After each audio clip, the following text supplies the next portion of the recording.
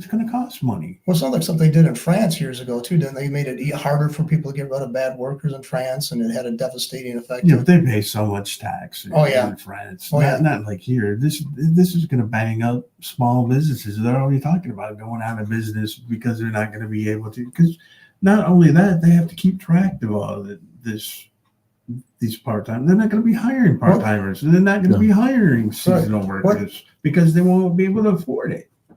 No. Ayn Rand one time said it's a horrible situation. I'm paraphrasing, but it's like when the producers have to ask the non-producers, which would be our government officials, for permission to do something they want to do.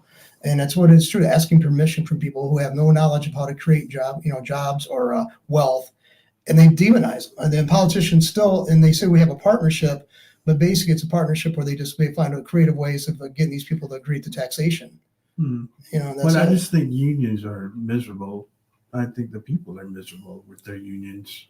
So I have a reservation about, like I said, I've seen, my family was around way before the unions were around. It was horrible conditions for a lot of our neighbors because, most of us. I understand that, and I'm sure there was a time that we needed right. Them. But the thing is, another thing I asked people, then they got angry, and I asked, I said, okay, GM did horrible things to people, but they never had a gun held to your head to work there. You could always walk away and went back to the farm. You could have, But then again, think about it, John. When we grew up, everybody worked. You were supposed to graduate high school, either get married out of high school or go to college and get married, and then buy a house, have kids, and have one job and retire from that job.